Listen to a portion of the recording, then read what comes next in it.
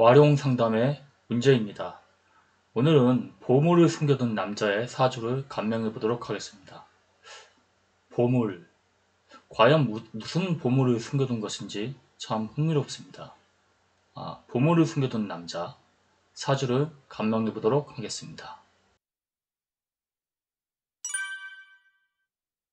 이분의 사주는 이모년, 을사월, 정축일, 병호시에 태어나신 남자분인데 사주의 세력을 보면은 정화가 비록 묘지에 좌하고 있으나 월령이 지금 망지이고 지금 시지와 연지와 시지가 오화 걸록으로 득세하고 있습니다. 등령 득세하고 있고 지금 천간에서도 좌우로 겁재와 편인의 생조를 받고 있기 때문에 비록 득지하지 못했으나 등령하고 득세한 신강한 사주라고 하겠습니다. 오행의 구성을 봤을 때 목화토금수가 모두 갖춰져 있는 오행이 부족한 사주입니다. 겉으로 봤을 때 금이 없는 것 같지만 지장간 신금과 경금이 있기 때문에 오행이 부족한 것으로 봤습니다. 음양의 구성을 봤을 때 양이 5이고 음이 3이며 이 사주는 화로서 밸런스가 무너져 있는데 불바다죠. 그래서 귀신은 화가 되겠고 그러면 이 화를 다스려줄 수 있는 용신은 정관인 임수를 쓰면 어떨까 했는데 지금 이 임수는 우선 을목으로 인해서 기운이 뺏기고 있고 지지에는 이글거리는 사화, 오화가 이렇게 지지에서 이글거리는 불로 있기 때문에 지금 이 임수는 고갈되고 말라 있기 때문에 아주 미약한 상황입니다. 이런 미약한 것은 용신으로 쓸 수가 없습니다. 따라서 지장간에 있는 신금을 용신으로서 써야 합니다. 그리고 이 신금을 보좌해 줄 수 있는 토를 희신으로 삼아야 합니다. 이 사주의 가장 큰 특징은 이 용신이 꼭꼭 숨겨 있고 겉으로 나와 있지 않는다는 것입니다. 만약에 겉으로 나와 있다면은 을신충으로 깨져서 용신의 역할을 하고 있지 못할 텐데 이 신금이 꼭꼭 숨어 있어서 좌우에 어떠한 충도 받지 않고 그러고 있기 때문에 이 역할을 용신의 역할을 10분 해낼 수 있는 것입니다. 그러니 보물을 숨겨둔 남자라고 했는데 정말로 보물을 숨겨둔 것이나 마찬가지죠. 예. 적천수에 보면은 길신태로, 기쟁탈지풍, 흉물, 심장, 성양호지환이라 라고 하였는데 이 말을 풀이를 하면은 길신, 즉 용신이 천간에 이렇게 딱 보이게 노출되어 있으면은 이거를 쟁탈하기 위해서 아주 난이 벌어진다는 얘기입니다. 네. 우리나라 사람들 보십시오. 누가 좋은 거 갖고 있으면 배가 아프잖아요. 그리고 그를 쟁탈하려고 하고. 그리고 흉물이 지지에 감춰지면 호환을 불어일으킨다. 만약에 귀신이 이 가운데 꼭꼭 눌러서 숨어 있다면은 이게 운에서 와서 충을 하거나 합을 해서 이 귀신을 무력화시키면은 오히려 좋은데 꼭꼭 숨어 있기 때문에 이거 뭐 지하의 벙커에 숨어 들어간 것처럼 귀신을 무력화시킬 수 없죠. 그러니 그 비유를 흉물 즉 귀신이 지지에 감춰지면 호환, 호랭이의 그런 우환을 불러일으킨다라고 표현을 했던 것입니다. 이 용신이 천간에 노출되지 않아서 대운과 세운의 풍파가 이렇게 별로 없었던 그런 사주였고 이 사주의 운료를 보면은 지금 초년기 때는 이렇게 화가 오미, 병정, 사오미, 병정 이렇게 흘러가는 화가 강한 그런 시기였기 때문에 지금 20대 초반까지는 굉장히 힘든 시기를 보냈다고 합니다. 실제로 어떻게 힘들었는가를 보면은 지금 이렇게 청소년기에 충미충으로 이렇게 또 깨지고 있는데 위장병으로 굉장히 힘들었다고 합니다. 이 토는 사람의 위장, 비장, 소화기관을 이렇게 상징하죠. 충미충으로 이렇게 충격을 당해서 그런지 소화기를 담당하는 위장과 비장이 위장병으로 굉장히 힘들어서 이분이 남자임에도 불구하고 군대를 면제받을 정도로 그렇게 예, 참 본인은 정말 가고 싶었다고 합니다. 남들은 부럽다고 하지만 본인은 정말 군대에 가고 싶었었는데 그렇게 군대도 못 갈 정도로 위장병이 심해서 이 시기에 많이 몸도 약하고 아팠다고 합니다. 그러나 지금 대운이 20대 이제 한 중반부터는 무신, 기우, 경술, 신해, 임자, 개축 이렇게 계속 용신과 희신운, 신금 용신의 희신인 토로 계속 운이 70대 아니 80대 초까지 아주 아름답게 흘러갑니다. 이분도 참 대운이 참 기가 막히게 흘러가고 있는 거예요. 가장 이런 대운이 이런 이렇게 아주 운이 기가 막히게 흘러가지 않는 사람들도 많거든요. 어떤 사람들은 평생 죽을 때까지 자기한테 운이 오지 않는 때도 있어요. 그리고 또 어떤 분들 같은 경우에는 다 죽을 때, 뭐 한 8, 90 이럴 때 본인의 운이 올 때도 있고, 그리고 초년기에 운이 왔다가 영영 안 오는 분도 계세요. 근데 이분은 정말 활발하게 활동을 20대 중반부터 80대 초반까지 계속 용신과 희신운을 흘렀으니 참으로 복이 많다고 하겠습니다. 그리고 이 시기에 이분이 부동산 투자 그리고 임대업을 해가지고 돈을 많이 버셨는데 이분이 좀 유산을 받아서 땅을 사뒀는데 거기가 지금의 판교라고 합니다. 갑자기 벼락부자가 된 거예요. 근데 왜 그런지 살펴보면 이 정축의 주는 지금 이 신금이 뭐죠? 신금이 정화 입장에서는 재성이잖아요. 이 재성이 정기, 중기, 후기 이렇게 봤을 때 이 중기로 잘 이렇게 숨어져 있는 것이죠. 그 을신층으로 깨지지도 않고 어느 누구한테 침탈당하지 않으면서 꼭꼭 잘 숨겨 있는 거예요. 재성이 이렇게 꼭꼭 잘 숨겨져 있으니 재고 귀인이라고 해서 돈이 한번 주머니에 들어가고 창고에 들어갔다 하면은 돈통에 들어왔다면 이게 나가지도 않는 거죠. 그러니까 이런 분들이 어떻게 보면은 인색해 보일 수도 있고 한번 자기 주머니에 돈을 들어가면은 쓰질 않으니까 좀 구두쇠적인 그런 것도 있고 또 겉으로는 또 돈을 안 쓰기 때문에 좀 남루하게 입고 다니기도 하고 그러는데 겉으로 봤을 때는 돈이 없는 것 같은데 실제로는 돈이 많은 알부자죠. 그리고 백호대사를 10분 이용했는데 보통 백호대살이라고 하면은 큰 횡액을 갖고 흉한 일을 보는 예를 들어서 오토바이 타고 가다가 트럭에 치여서 죽었다. 이런 거기서 떨어져 죽었다. 물에 빠져 죽었다. 이런 굉장히 흉한 그런 사이라고 생각을 하지만 본인의 기운이 강해서 이 호랑이를 타고 다니면은 굉장히 출세하는 굉장히 크게 짧은 시간에 크게 발복하는 그런 사주라고 할 수 있겠습니다. 그러나 신약해서 이 백호대사를 다루지는 못하면은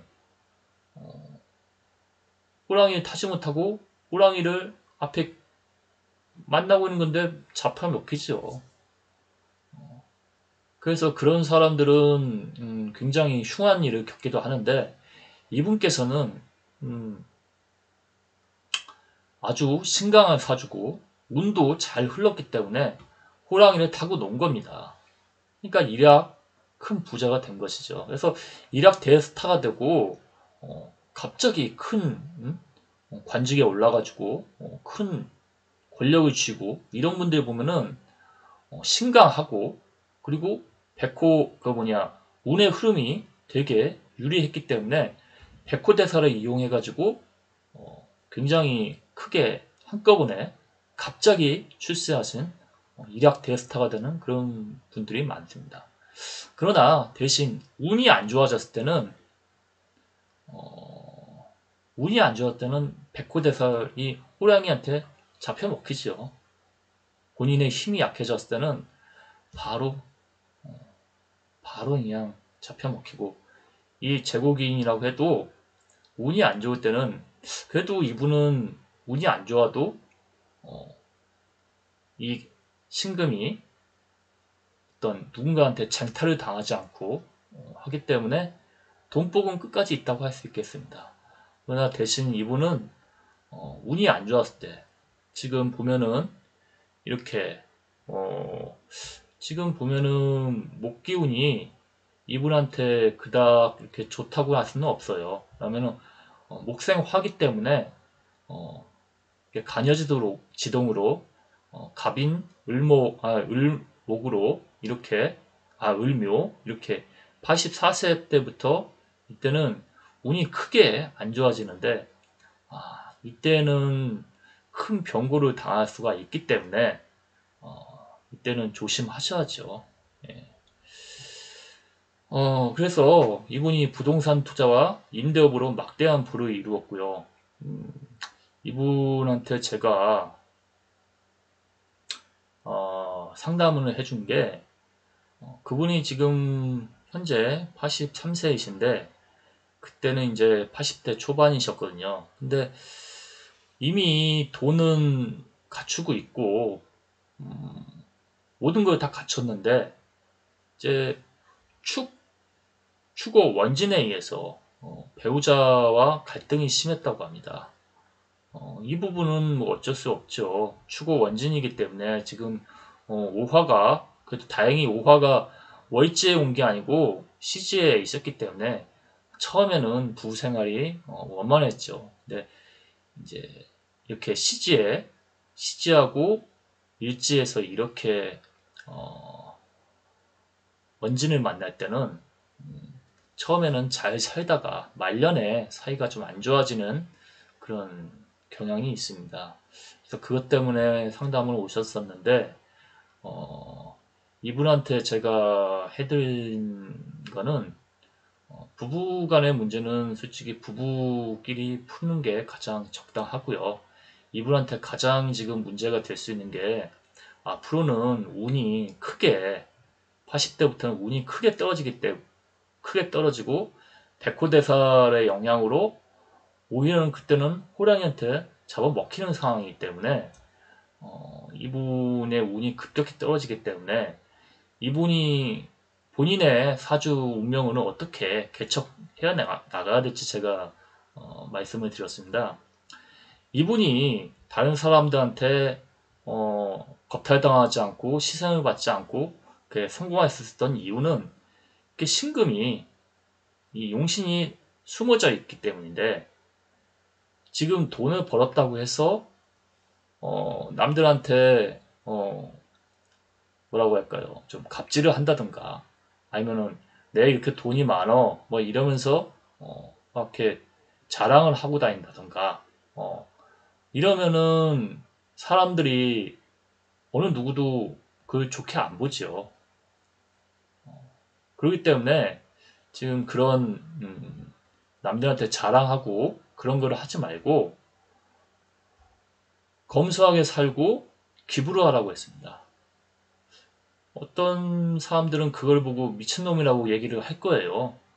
그분도 처음에는 받아들이지 않았어요. 왜냐면은 이렇게 많은 돈 내가 언젠간 죽을 텐데 쓰고 죽어야지. 이거를 뭐 기부를 하거나 뭐 검소하게 살라니 이게 뭔 말이냐.